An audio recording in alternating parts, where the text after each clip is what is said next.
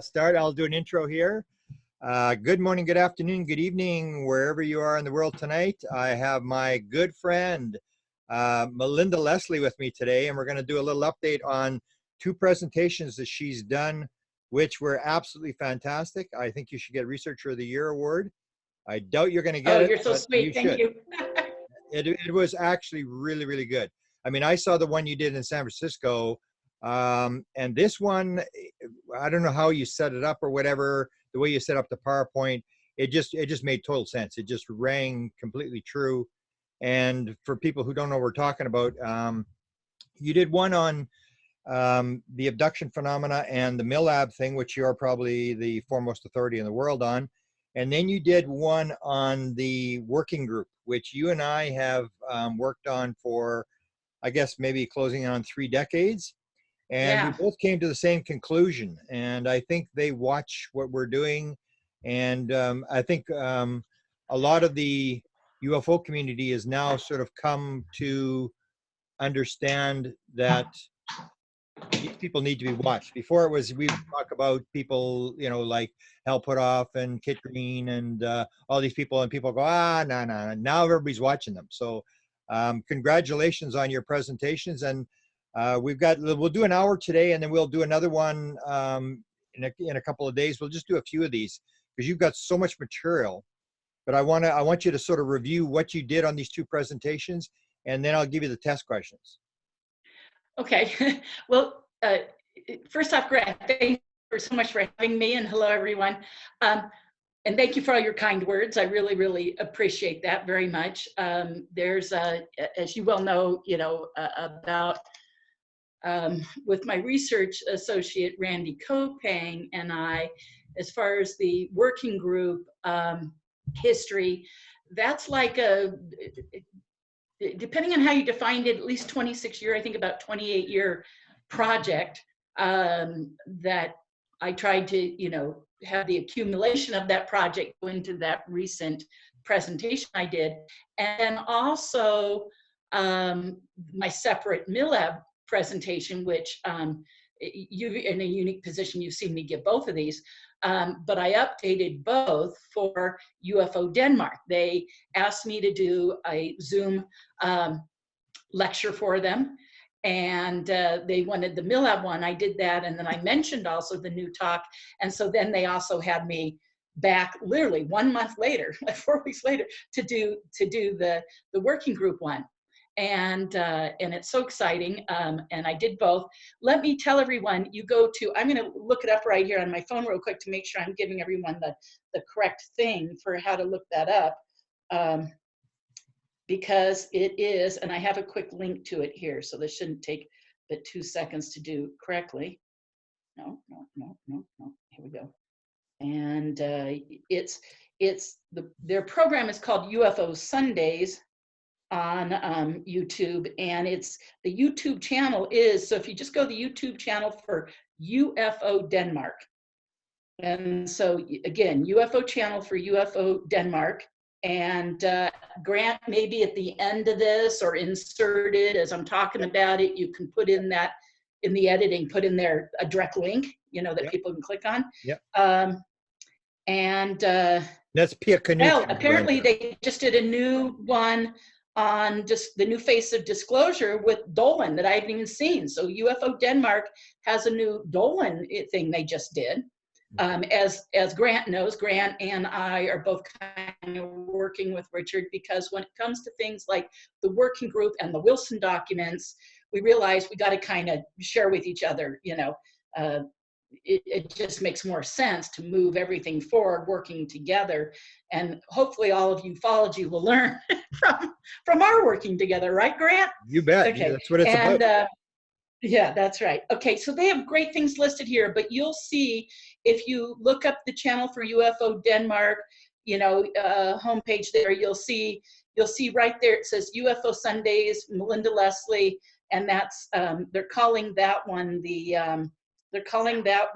steering group lecture. So sorry, the steering group lecture.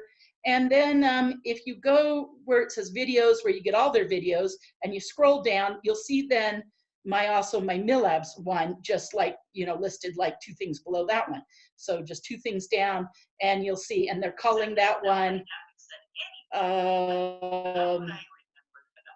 well, they just called it UFO Denmark with Melinda Leslie. But anyways, those 2 presentations are on there. So the older one being the Milab one, it says that went up exactly a month ago, and then it says the other one put up just 6 days ago. So 6 days ago for the working group one. And so I feel like, Grant, rather than you and I reinvent the wheel, yeah, and have to really, really, you know, repeat a lot of that. When you asked me to be on, I thought this is a good chance to kind of drive everybody, besides driving them crazy, but driving them, I saw your eyes. Okay, but driving them to watch both presentations, because unless you and I are going to do, Grant knows, and I appreciate it greatly, Grant, that you watched all of them. I'm like, just the new stuff, because he had seen me give them before, and including questions. I think one turned out to be, the Milab one turned out, including questions, to be 2.5 hours. Yeah. And I think the Minder one, including like 45 minutes of questions, ended up, I admit they're long, everyone. Information. Oh, it says our internet connection is unstable. Can you hear me okay? If you need me to repeat something because it breaks up, let me know. Okay. Well, let me yeah, you need me to repeat. Let me ask you, how did you get going on because we're talking about this working group of people who have been sort of in the background of ufology, and you and I have watched them, and now everybody's sort of getting into it. How did you first come upon these guys? How did you suddenly realize that these are the guys that you should be watching? Well, it wasn't sudden. It was in my Minders, in my Milab research. MIL for military and AB for abduction. Probably everybody knows that. Alien abductees get targeted by covert human agencies. In that research, I kept coming across certain insiders, some of them interfacing quite a bit with ufology and others, that I kept coming across in relationship to the Milab research. And then I met other abductees who were being befriended by these people in their lives, and having, you know, dealings with them. And can you hear me okay? Yes. Yep. We haven't. Okay. Haven't cut off yet. Occasionally, I know there's a lag with the internet connection, the distance, and so other people were having interfaces with them, and I came across them through the fact that I had other abductees I was talking to, interacting with them, as well as myself. And so but the real jumping point, and I explain all this in the presentation.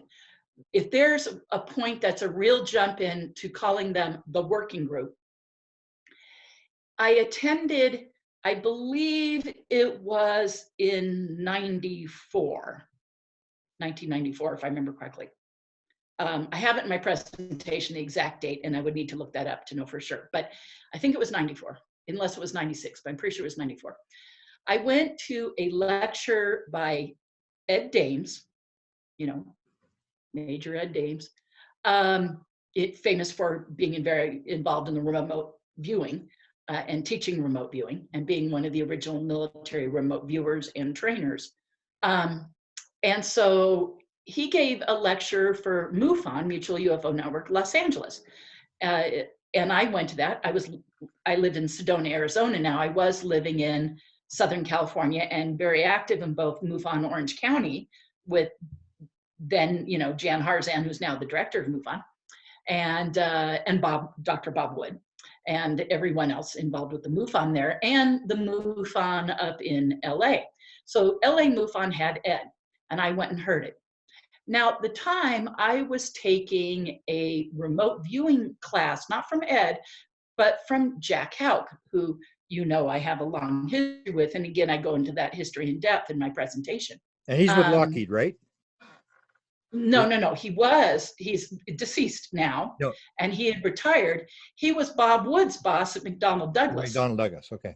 Yeah, he was at McDonnell Douglas, which eventually got bought over by Boeing. He was in charge of advanced systems analysis, and he was literally Dr. Bob Wood's boss. Okay. And then when he retired, Bob Wood took his position because Bob was assistant director. And so when, you know, the director leaves, the assistant director moves up. And so Bob Wood became the director in that position. And hopefully if most of your audience is, you know, well acclimated with ufology, they'll know who Dr. Bob Wood is, of course. Yeah. And anyway, so I was taking a remote viewing class in Anaheim, California from Jack. I had known Jack for many years. I knew Jack, and I talk about this in my presentation, going back to before I got involved in ufology. See, I was involved in metaphysics and New Age related things, going really out of life, but quite focused since I was in high school. And shortly after that, I got invited to a psychokinesis spoon bending PK party, as Jack used to call him, that he would run, which is, you know, spoon bending and how to manipulate matter with your mind, or spoon bend, fork and spoon. And anyway, so I had done that with Jack and met him and had done those classes with him for many years, and then had an opportunity, since he also taught remote viewing. Jack was at McDonnell Douglas when things were going on at SRI, Stanford Research Institute in Palo Alto, California, with the development of the remote viewing with Russell Targ and Hal Puthoff back then.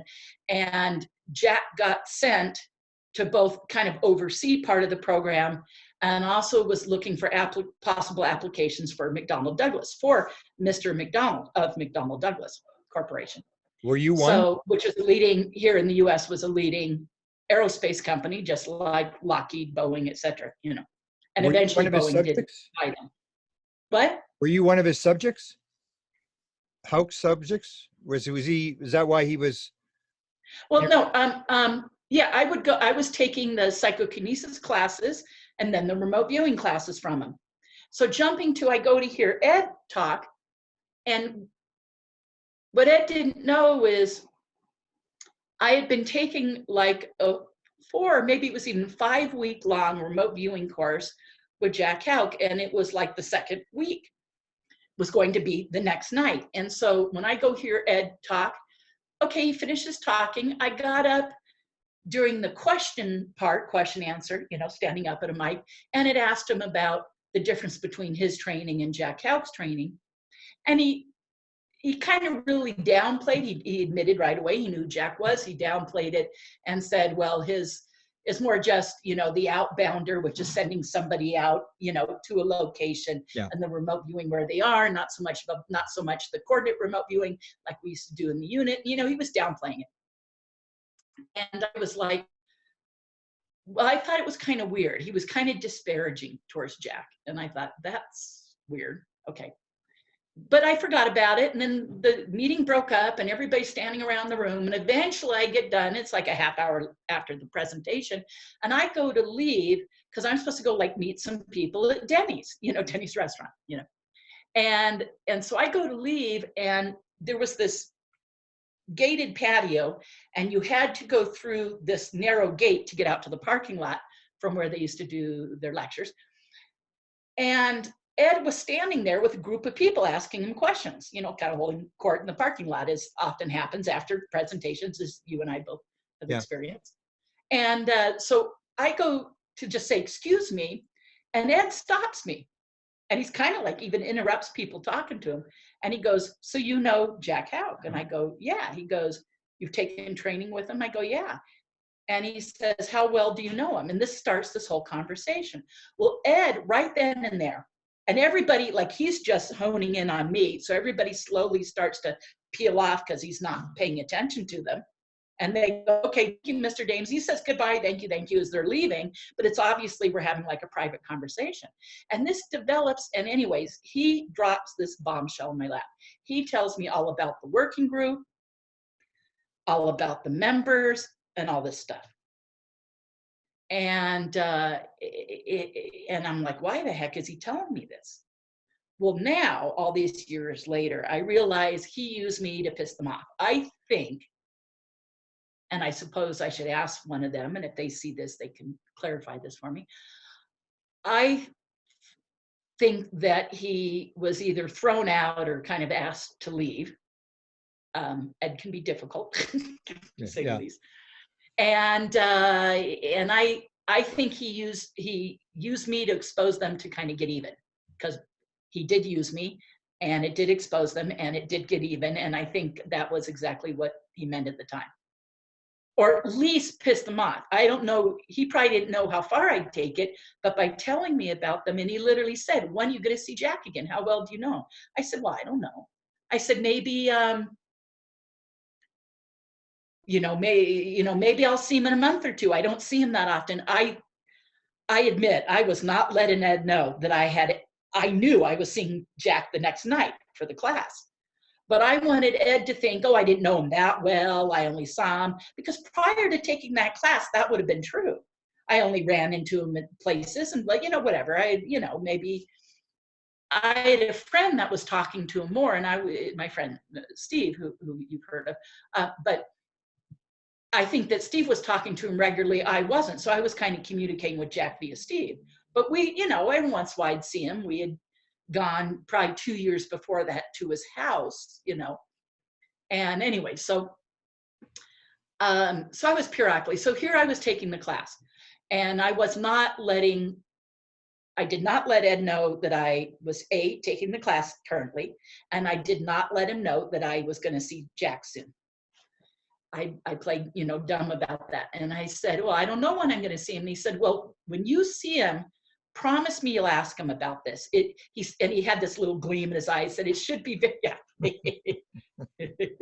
Yeah, it was a setup. It was a setup. So he said,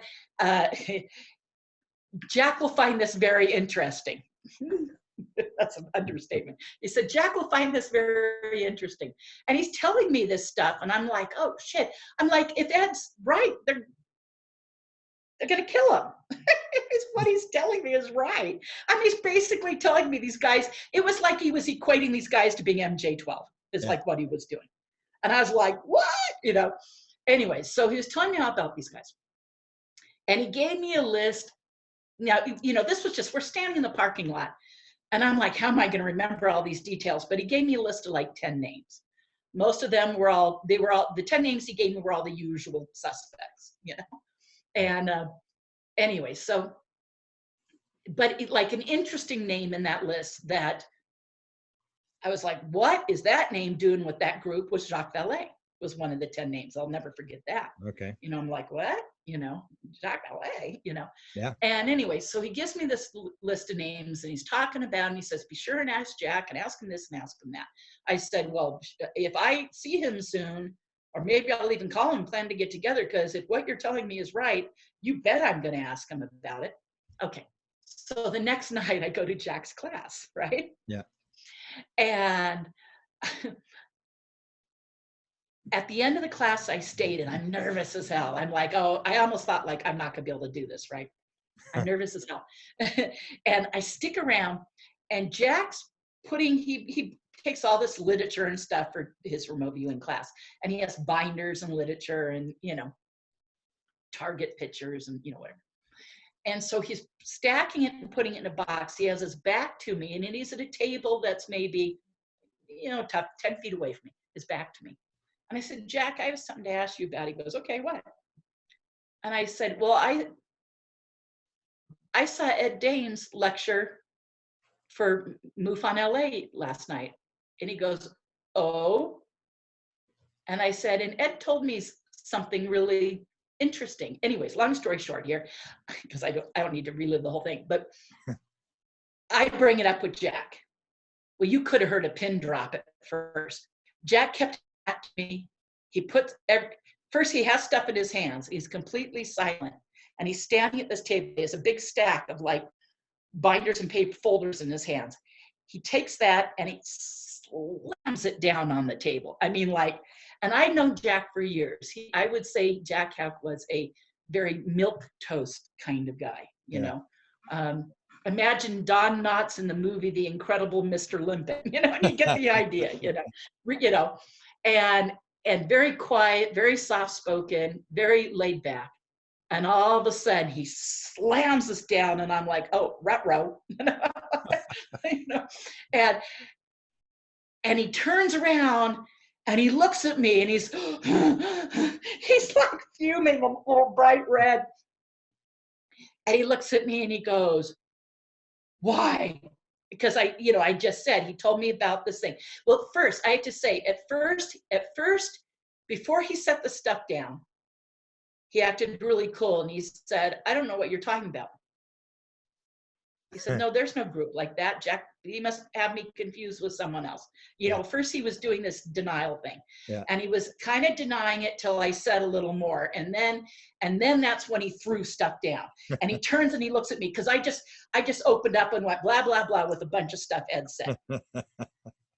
And so that's when he threw the stuff down, turns around, looks at, you know, like I said, stands there for a second. I'm like, uh-oh. And then he goes, bam. And then he turns around, he looks at me and he's fuming. He goes, why on earth would he tell anybody? And then he comes over and stares at my face because I'm sitting in a chair, little folding chair. And he goes, let alone you. And I went, I don't know, you know, because I got up during the questions. I told him I got up during the questions, mention your name, and I go to leave. I think he's long gone. You know, I think he's long gone. And I go to leave and he stops me as I enter the parking lot and brings it up, you know. And Jack's like, and he said, what else did he tell you? So I went into everything. I mean, I know Jack for years and years and years. I felt very comfortable and at ease with him. There's no one but him and I in this room. And, you know, so I went into everything with him and he said, all right, okay, I'll tell you more. And so I got Jack then to open up and tell me more. Well, about 3 days later, I go to MUFON Orange County. Richard Hoagland was the speaker. Okay. Richard Hoagland, during his talk, I'm sitting right behind Bob Wood. Okay. I went into the audience and sat behind him. And Bob Wood always sits there with this little tiny pad of paper writing copious notes during lectures, you know. So he's writing his little notes, his little spiral bound pad, you know. Yeah. And I lean forward, there's a break in the middle, you know, like just a break for the speaker before questions, you know. And I lean forward just when we go to break and I say, Bob, I got to ask you about something. I'm taking Jack Houck's remote viewing class. He goes, oh, you are? And I go, yeah. And I saw Jack last night and I brought up something with him. And I said, well, the night before I saw Ed Dames lecture for MUFON LA. He goes, oh yeah? And I said, I got to ask you something about something Ed talked about. And Jack, I mean, not Jack, this time it was Bob Wood. Bob Wood sits there completely silent, doesn't say anything, and eventually goes, I don't know what you're talking about. Each of the guys denied it at least 3 and maybe as many as 6 times when I first brought it up to him. So he denies it like 4 times, you know. And finally he goes, okay, he goes really serious. He suddenly says, wait till afterwards. Because then break ended. And so and then we sat back down or whatever. And he says, I'll talk to you later. So when the thing's all over, he goes, come with me. This is Bob Wood, very serious. We go out in the parking lot and literally 20 feet away, here's Hoagland with a group of people around him. And I knew Richard quite well. And he's got this people, you know, again, around him. And Bob proceeds to just blow my mind and tell me stuff about the group. But the whole time he's telling me like, what are you going to do about it? Like, ain't no one gonna believe you, you know, kind of thing. Yeah. Is like his attitude. Yeah. And I'm like, oh shit, you know, the stuff that he's telling me. And the whole time, here's, you know, Richard right over with the people around him, and I'm like going, I feel like I want to go, Richard, like grab him, like if Hoagland had heard what Bob was telling me right then, he would have been, his head would have exploded, you know, he would have been on fire. Let me just interrupt. We should explain what this was. This is a group run by John Alexander. Yeah. Which is about 20 people, top secret SCI people, trying to figure out what's going on, correct? Yes. Ufology knows them as a nickname they were given by Bill Moore and Jaime Shandera, which is the Aviary. Okay, so that, which they never called themselves that. They were called the Advanced Theoretical Physics Working Group, which I guess, I don't know which members came up with that, or if John Alexander. Well, John explained that. John explained that. Yeah. So that people couldn't get it through an FOIA because nobody would think of advanced physics. And I think Jack Vallée called it the Invisible College, correct? So we're talking about this sort of backyard group that sort of interacts. And over time, just so everybody knows, it's morphed now. So you just had asked me, how did I first learn of it? That's the starting thing. And I ended up meeting over the years some of the other members.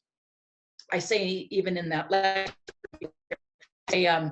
at one point, Randy Kopang and I, who became my research partner, and Randy and I, why is this? I don't know why. Is my audio okay? Because it's telling perfect. me You're coming bad. through perfect. Okay, I don't know why it's telling me that. I'm just using the built-in mic on the computer, but if it sounds pretty good, I have a separate mic and camera set up. One of these days I'll try out, but okay. So Randy, who I met, who had been coming to, I had a lecture series in Southern California where I had speakers in the UFO field every month for almost 10 years. And a lot of panels. And so I put on a regular monthly lecture series, and I had all the top names in the field, much like MUFON Orange County and MUFON LA now do, you know, but at one time I was doing that down in Costa Mesa and then moved it to Anaheim. But I met Randy, he would come to that for years, and we became really good friends and started doing research together. And he had been on to these guys like you know, coming across them. So he and I kind of joined up talking and sharing on this. And, but Randy and I were eventually asked by, I think that was 96 or 97, but we were asked by Bob Wood, the then owner of International UFO Congress and Conference. And Bob had Randy and I come speak at International Congress. And what year was that? Again, without having it right in front of me, I think that was in 96 or 7. I think it's 97, I'm pretty sure. Okay. But anyway, so we gave that talk at International Congress. And in the audience was someone whose name had never come up and was not given to me by Ed, and had not come up. For instance, we were at that time familiar with Howard Blum's book, Out There, where he talked about the group. Okay. That was the first published information. Now there was a TV show called UFO Cover Up Live, all about the Aviary that Moore and Shandera were involved in putting on, and that had the famous Condor and, you know, and had Collins and Doty on it, and, you know, it's kind of famous in UFO lore. And that was kind of the first public exposure of the Aviary, if you will. And then Howard Blum doing his research. Yeah. But can I ask, did you ever talk to Bill Moore about this, about these guys and what you discovered? Did you ever have any conversations? No, I would like to. In the LA area. Yeah. If he'd be willing to talk to me, I'd find that very interesting. No, I have talked to Doty all about it, and have plans to further. Well, tell me, so you didn't talk to Moore about this? You didn't bring this up with Moore at the time? No, I didn't know about really Moore. I didn't really piece some of it together till later regarding Moore and Shandera's involvement and everything. You know, so that kind of came you know, later. I didn't really necessarily know when Ed told me this group of people that it was the same as the Aviary people. In other words, it was later realizing, oh wait, it's the same people. And but going back to Randy and I spoke for in National Congress that year, and I don't know why he keeps bringing up this one error message. It's very strange. Okay, and in the audience was Scott Jones, Dr. Scott Jones, CB Scott Jones. Yeah. And his name had never come up, but we kept wondering, because he's part of that group of people, was he involved? But his name had never been given to me by any of the other guys, or originally by Ed. And I don't think it was in Blum's book, you know, so it was not included. Well, he's in the audience. I didn't know he was, okay. Yeah. He comes up to me up to Randy and I in the hallway, approaches me and says, "You're absolutely right about everything you said. And by the way, I'm a member." He comes up and tells me, and he says, "I'm a member, and I just thought you'll probably come across my name somewhere. So I thought I'd go ahead and tell you. And by the way, you're right." So he was confirming, being very upfront, and approached me. You know, I'm like, wow. It's just like people are like, well, if this is a big deal, why are these guys openly talking about it? John Alexander wrote about it in both of his books. Yeah. Well, it's called hide in plain sight. It's called deflect attention. Oh, here it is. We're talking about, that's why Alexander wrote about it. No big deal. No big deal. Well, just so everyone knows, I can jump to the chase. Again, they never called themselves the Aviary. Jaime, Shandera, and Bill Morris said, we want to give these guys names, so when we talk about them on the phone and in emails, we'll know what we're talking about, but no one else will. So we call them these bird names. And then collectively, this group of birds, we call the Aviary. So they came up with that as a way to talk about them, so they and other researchers would know, but no one else would know they met. And I don't think the group ever called themselves that, unless in just and in private they did. But you know, yeah, exactly. You're right. Can I ask? But the working group, which I have good evidence and reason to believe it existed prior to '85, but they had a meeting, a formation meeting in '85 at BDM Corporation in Virginia, in a locked file vault room, is my understanding. And they had this meeting, and that was the official kickoff. I'm not sure how many people were at that meeting. I have reason to believe maybe originally it was 10 people. It might have been more, but there's a reason why I believe it's 10, and that has something to do, a comment in the Wilson document makes me wonder if maybe it was originally I'll just for a point of fact, I'll give you the list. I've got the meeting. I've got Oak Shannon's notes. I'll give you the exact list of all the names that were there. And there's more than 10, but just go on. Oh, there's more than 10? Okay. Well, if you asked me to say who was there with names that I have, I probably would have come up with at least 10 people that I knew for sure, you know, and so I'm not surprised if it's more. So that meeting, which Alexander put on, is my understanding, John Alexander. But anyway, so had all these guys at it, and that was 1985, I'm sorry, 1985 at BDM Corporation. But Doty wasn't part of it, right? Oh, no. What did Doty tell you about it? Well, we didn't talk much. He basically said, I can tell you more about it. So we were going to talk more, and we never did. And that was at UFO MegaCon, where Lorian Fenton and I had him speaking. Oh, yeah. And so we had him speak at that. And there were a number of things he wanted to talk to me more about. Wow. I don't know. I think most people don't know this. After the whole Benowitz thing and everything, he got voted for his work on that and other things. He ended up working, he said in his presentation, for Hal Puthoff for 10 years. But I think that immediately after his work at Kirkland Air Force Base, he went to work at Area 51. And he wanted to talk to me about his time at Area 51, because he said at Area 51, he knew of Milab teams, because some of the guys would brag about stuff, and he said, I worked with teams of people doing that. And I'm like, what? Wow. You know, You better get to do that interview. and he wasn't directly involved. He heard about it and knew about it. And he said, I've got some factual information. And I said, well, I definitely have Milab cases, people I've worked with that have been taken to 51. In fact, a new case that I have is someone who went to 51. So, you know, I've always had that.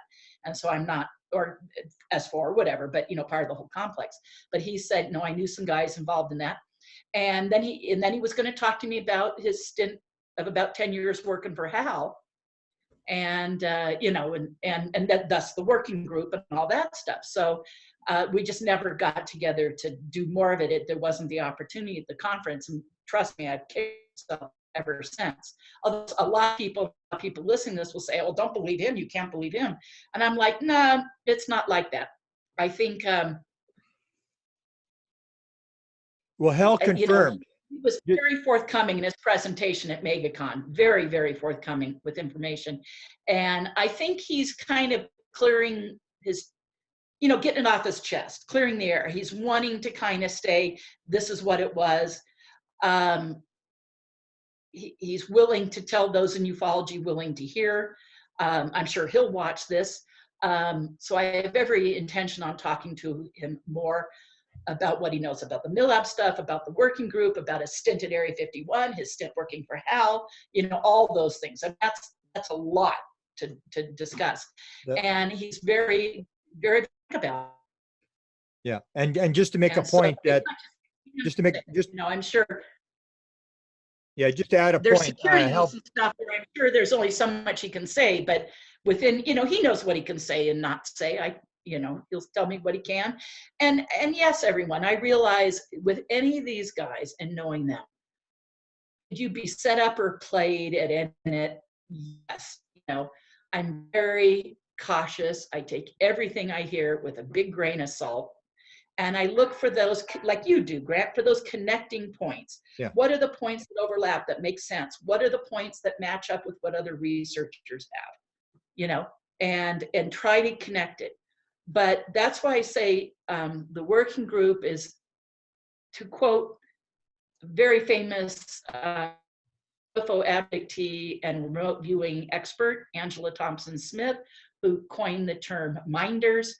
She said it was abductees have these minders, these handlers, minders, you know, not mining like mining gold, but minding like paying attention to, handlers, minders. And I use that term, so I say I call this ufology's minders, because this community, like abductees have minders, well, the UFO community has minders, and that's these guys' role.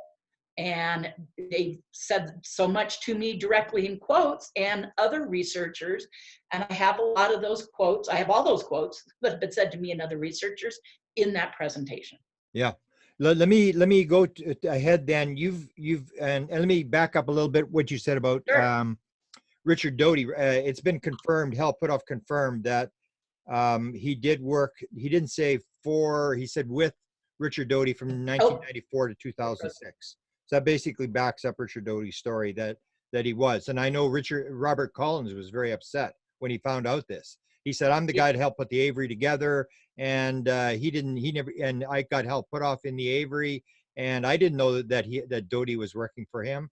And so you get this situation where a lot of this stuff gets backed up. Now, I want to ask you a question going ahead that you seem to be sort of. Yeah, you're right. A lot of it does. And you can be off on a minor point, but right on the major ones. And, you know, but the group was there, that exists, that it has that role in ufology. It has that. And again, I think really quick, I want to cut to the chase here. The working group, which again, never called themselves the Aviary, but was called that by Moore and Shandera. But okay, the working group became the Aviary, and then kind of back to the working group, I guess. Then they became NIDS, National Institute of Discovery Science. NIDS became BASS, just a change of name. Yeah. And I have a whole reasoning behind that, and it's probably not far off for why NIDS became BASS, which was Bigelow Aerospace Advanced Science Studies.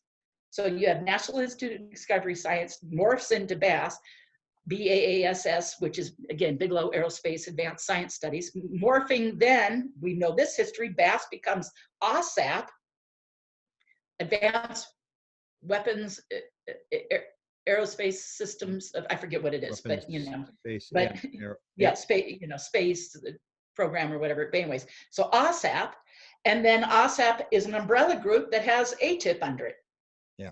Okay, and then Morse ATIP becomes what we now know, or To the Stars became the group branch off from ATIP to then announce ATIP's existence and to bring this out into the public. So again, for everyone's clarity, working group, Aviary, NIDS, AWSAP, ATIP, To the Stars, all the same thing. Now, To the Stars, everyone said, well, those aren't the same people. The only person still there on that list is, well, actually, no. If you go to their board of directors, you'll notice it's a couple of people. And in 3 separate conversations now, Jim Semivan has told me directly, it is a much bigger group of like 50 people, of which what you see publicly and what you see is the, 10 people or so listed on their website as their board of directors is the public face of a bigger group. He said, we actually represent a group that's like 50 people. Well, what do you bet all these other folks are part of that 50 people? That's not a far reach. And I have every reason to think that that's true. And just for people's notification that I always point out is Jim Semivan is only talking to one person, and that's you. So maybe you can get into that. Well, that's what he says. Now, I don't think it's a huge mystery, and I don't want her to be mad at me, but Chase Kloetzke is talking to these people a little bit, but I've asked both Jim and Chase if they're talking, and no, apparently I'm still the only person Jim is talking to. Alejandro Rojas talks to Lou Elizondo. Yeah. Richard Dolan talks to Hal Puthoff and Kit Green. I talked to Jim Semivan. And Jim Semivan is the co-leader of To the Stars, correct? Yes, co-founder is his title, co-founder and vice president. Okay. Co-founder and interim president is Tom Delonge. So it says interim president, which to me suggests. And I asked you before. And I'd like to ask you again the question.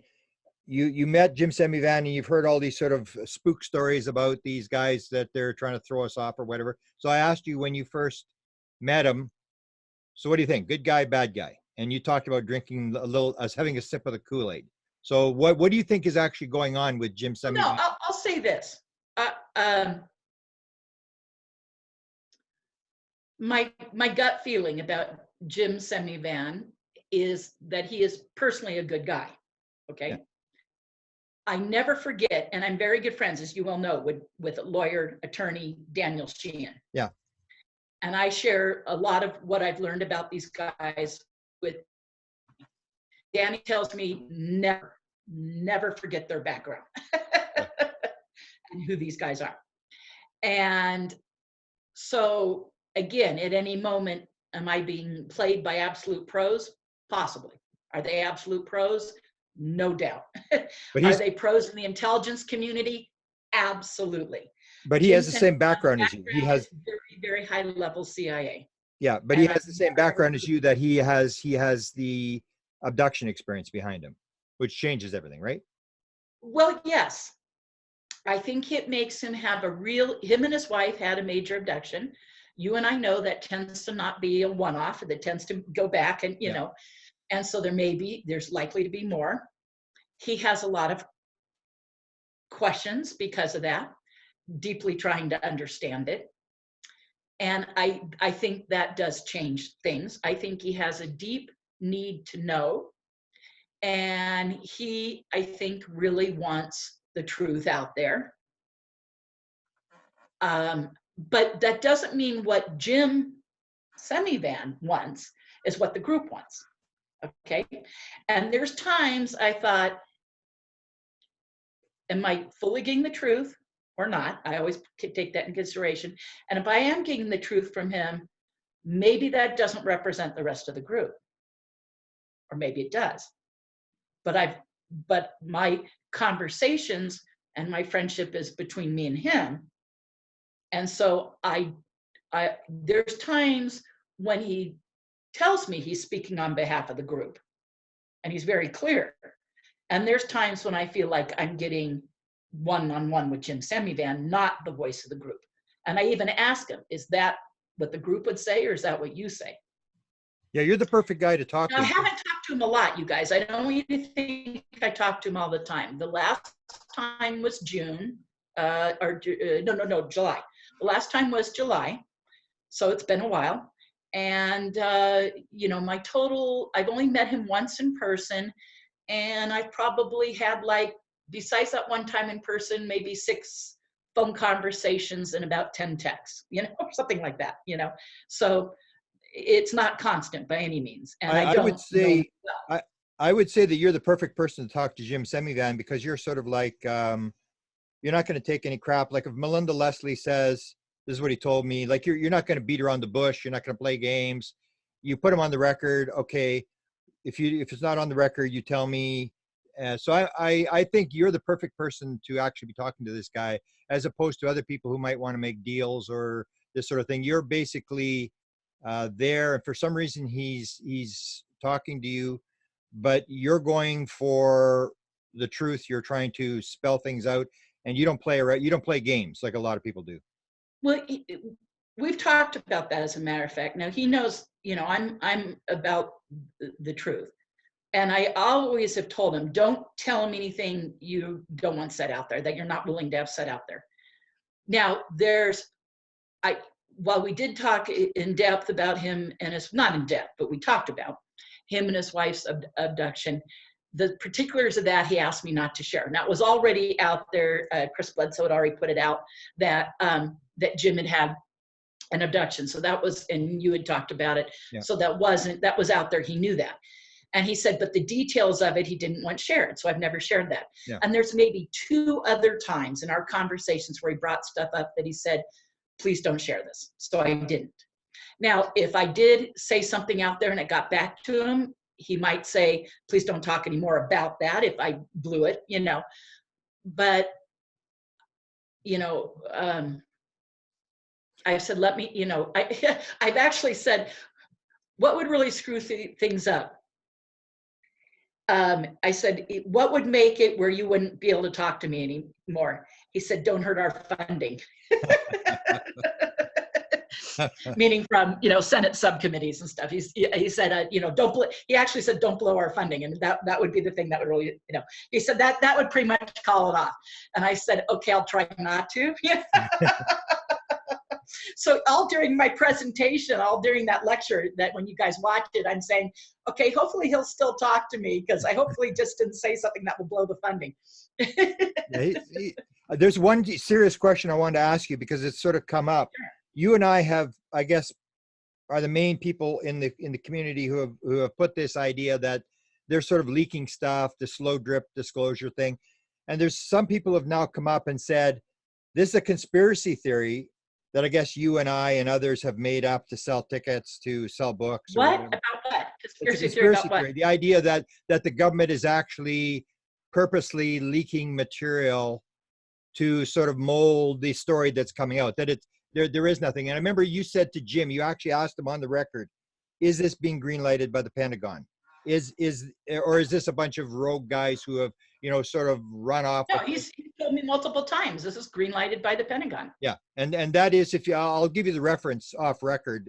I mean, who said that? I was really shocked when it was like, this is a conspiracy theory. This is, there is no. I understand what somebody means conspiracy theory by this. It's like, yeah, it's green-lighted by the Pentagon, you know. That's what he said. I'm quoting the man. Yeah. What he means by that might be open to some interpretation, but I'm quoting him as saying that. I thought what he meant was, you know, to the stars and the release of AATIP. Of course, the release of that and front page of the New York Times would not be happening without Pentagon approval. Exactly. Come on. Duh. Of course, I was kind of shocked by that being on the front page of the New York Times had to run up the flagpole first, you know, otherwise, you know what?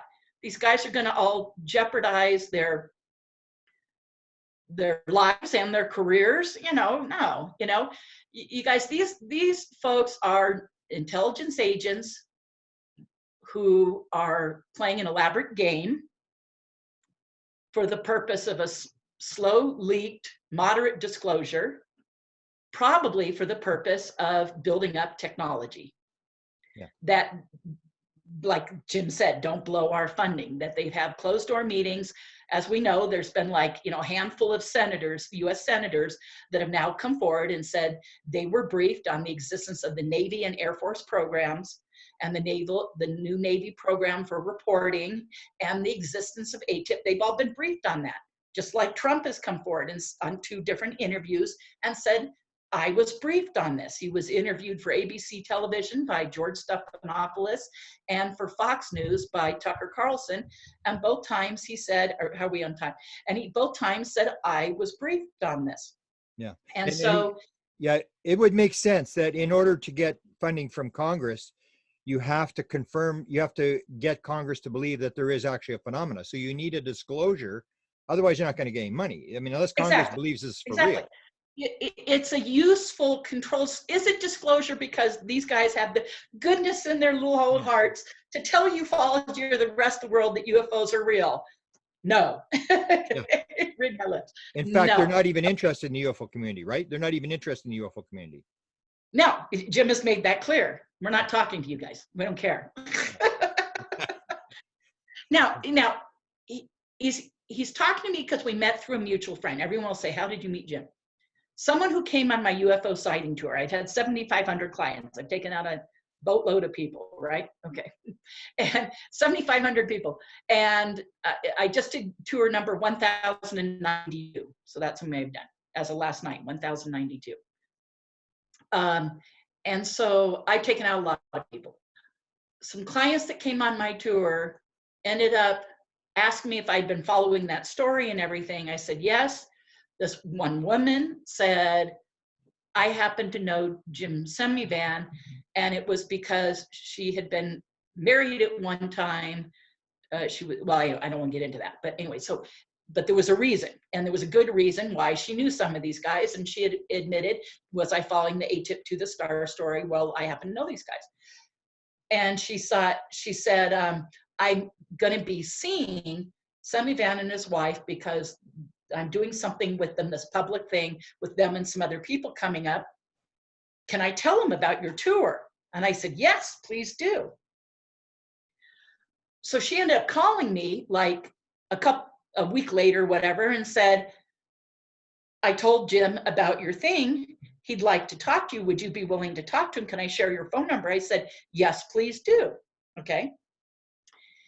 And then she apparently did the public thing with him and other people, told them all about we had incredible sightings, luckily, the night she went out with me. So he called me to talk to me about, and he said, my wife and I come through there often. We're going to be coming soon. Can I meet you? Okay, yeah. I have lunch with Jim Semivan and his wife. Boom. And that's exactly how it happened. Now, was there anything a little bit more deliberate than that? Maybe. I can't ever rule that out. Just to back up your story. That's how it appeared to happen. Let's put it that way. Yeah. Just to back up your story. I know the story, and maybe it'll take 10 or 20 years till you can tell the story, but the story of how you met him is actually like a wow story when you know who it was and how it fits together. I know you can't talk about it, but just to back you up, I just don't think I need to now, and I think this would be one of those places where him and her would appreciate, maybe not right now. Yeah, well, yeah, I understand, but just to let people know that it is. I was going to say, and then I caught myself because I'm like, no, that doesn't need to be said here for public viewing. But it is significant. It's not some person off the street. I mean, it's not. Okay, I understand. It's very significant because this woman had been married to someone significantly involved with these individuals in the distant past. So what is the most important thing that Jim has sort of related to you in terms of your understanding of what's going on? Did he change your mind on anything as to? I know you changed his mind a bit on the Milab. Well, he just is very, very curious about that and keeps wanting. he has stated more than once that he wants to come out here again. He lives in Virginia, obviously, because for obvious reasons. With the CIA background, he still lives in the same place, you know. And so he would like to. I guess they have friends, I guess, who have a home in Scottsdale, and they come there anyway. So he said, you know, we may come out there again. We're talking about it.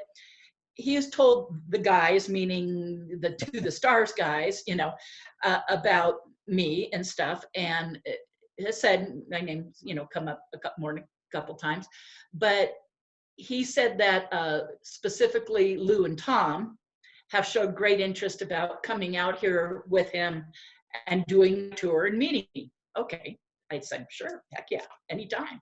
Yeah. And that's not because I'm starstruck or whatever. It's just, you know, it'd be cool to sit down, pick their brains, you know, let them pick my brains, you know, whatever. I'm open to that. Wouldn't be bad advertising either. If you got a picture, it wouldn't be bad advertising either if you got a picture of Tom. Oh yeah. Yeah. I'm no idiot. You know. And yeah, you know, Tom, if he came out and said he did this, you know, shit. I don't know if anyone's followed his stuff online, you know, but let's just say he's got more than a few followers. Yeah, so, yeah, it's worth its weight in gold in marketing, sure, you know. And Jim knows that, and I say, but Tom's been real busy on tour. Jim's made that, that's obvious, you know, he's touring with Angels in the Airwaves and has a new Blink album out, and you know, everything. So, but if they came out here, but then Jim has said, well, it may just be me, but he has said, I want some time to sit down and really talk to you about your Milab stuff. I go, what? Like, okay, 3 hours, 4 hours, 6 hours, what are we looking at? He goes, 2 whole days. And he says, no. He says, literally, we'll get a hotel. I'm going to get permission to use their conference room or something. And he said, you know, I said, okay, are we taping this conversation? He said, probably, you know. I said, okay, you know. And he said, no, I really seriously want to spend a great deal of time and I want to know everything about it. Wow. Now, he says, let's take this, okay, everybody, he says, well, he doesn't doubt that it happens. And he is familiar with there being maglev trains, you know, magnetic levitation trains underground, under large underground installations, work underground. He goes, I can't go into detail, but he said, I know all that stuff exists. I said, well, of course you would, given your background, high-level CIA, you would probably know. And he says, I do. And he said, but I don't understand. And he had a lot to do with funding covert projects and overseeing that funding for large CIA projects. And he said, I just don't know how they fund this. I don't know where the money comes from. And the reverse engineering and everything. So it's not just this, but being that it's so tightly connected and related. And anyone, if you don't understand that, please watch my Milab presentation on UFO Denmark, listed right under the Minders one, because that will give you an idea of the depth and how it's really closely associated with the whole reverse engineering program. And so, and he said, I have no doubt that it exists. He said, I just don't understand where they're funding that from. Yeah. And I literally said, Jim, he just smiled when I said this and didn't say anything. But I said, where do you think all the covert drug money is going? I said, look, you were in charge of black operations. He said, that's true. And I said, you tell me how it's funded. He said, I said, how do you fund covert black CIA operations? I said, that's probably how this is funded. And that's literally what I said to him. I said, I suspect the same process, just channeling it different places. And he said, and he just kind of shook his head like,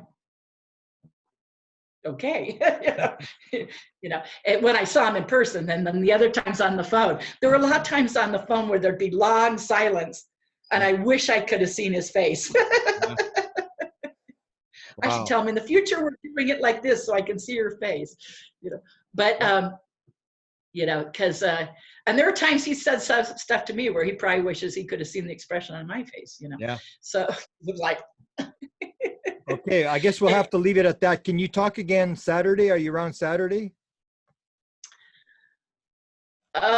Yes. Here, let me grab my organizer. It's right here. I'll tell you. And maybe you can bend a spoon for me on Saturday. Oh, yeah, but problem with everybody bending spoons on camera, everyone will just say, oh, it's faked. Oh, she palmed it. Oh, so it doesn't show anybody anything. It just makes the skeptics more skeptical. And the believers who already knew or did it themselves said, yeah, so what? Yeah. So it has no benefit to doing it on camera. Okay. Because you're not learning it, you're not doing it. That's why I say, you don't believe it, come take my class, do it yourself, then you know it. So how long is the class to learn to do this? And heaven forbid you have to come to Sedona. Oh gosh, too bad that this is one of the biggest destinations in the world for travel. Absolutely beautiful. So beautiful twist place. Your own arm, come to Sedona. Okay, let me see here. Saturday. Yeah, Saturday in the daytime, I'm good. I have a big tour that night, but otherwise I'm good. Okay, say about 1 o'clock your time again, because we got to continue the conversation. I got to run, but yes, you've got a wealth of knowledge. I think everybody should be listening to you. Thank you. I will provide the links. And thank you, Grant, because I know you and I are on the same page on this. Absolutely. And I appreciate all your work. Yeah. I'm so glad we finally, just a couple of years ago, really connected up to share our research on this. Because I told Randy when we started reading all your stuff on your White House UFO page and how much you had on it, I said, Randy, we got to share with Grant because he's doing all the same stuff we are. And why not work together? Beautiful. So yay.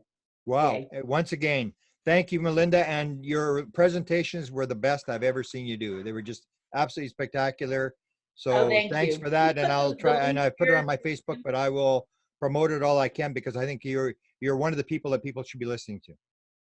Thank you. I appreciate that very much. Talk to you on Saturday.